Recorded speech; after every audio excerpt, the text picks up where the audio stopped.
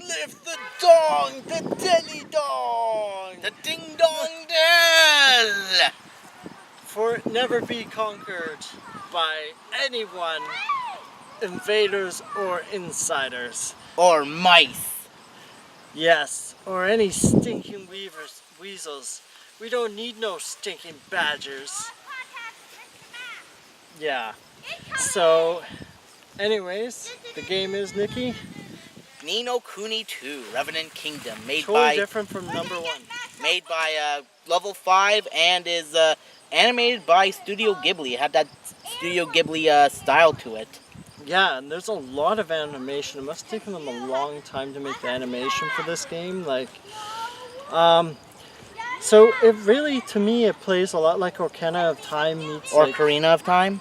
I always do that. For me, it's kind of more like Batman like- Arkham Asylum, but more RPG-ish. Yeah, you were saying that, and like in my notes, like I was saying, like it kind of feels like Toot meets Breath of Fire town building meets Studio Ghibli's animations for cutscenes, and then it involves, as we were talking about, like an uprising, right? Yeah.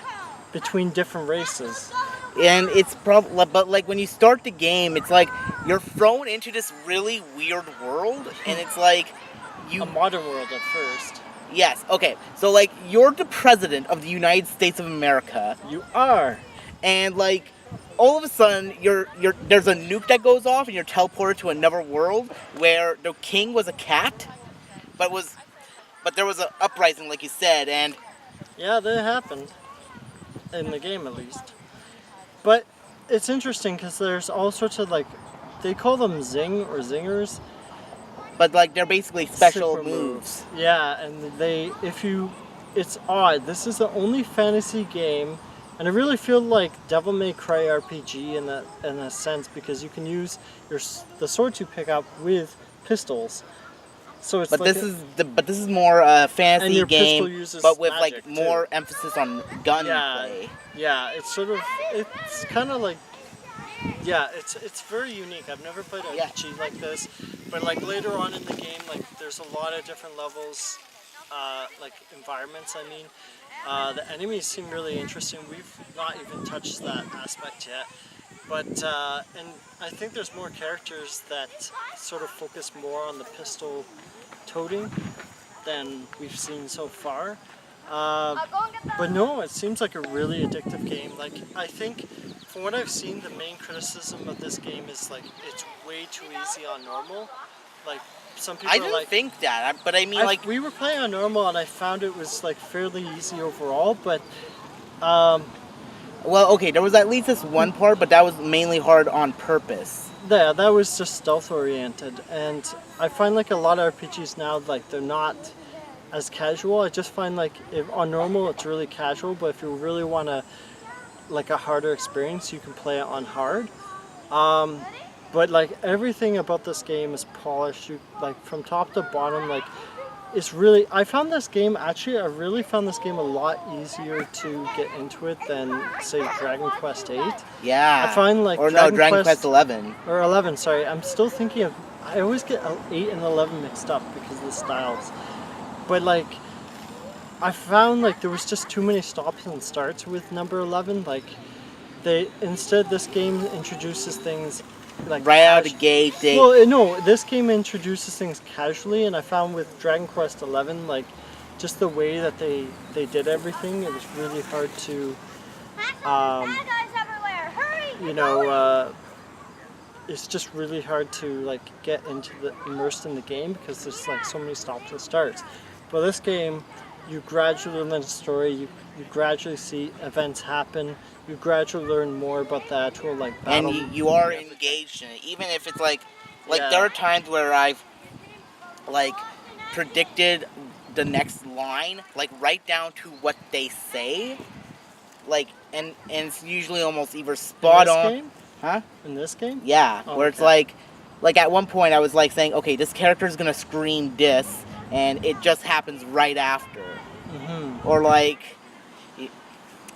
I mean, at least with Dragon. I just feel like the dialogue in this game, it's more, I can't say realistic, but I find it flows better. Like the dialogue I find Dragon Quest 8, it sort of feels a bit stilted, or 11, sorry.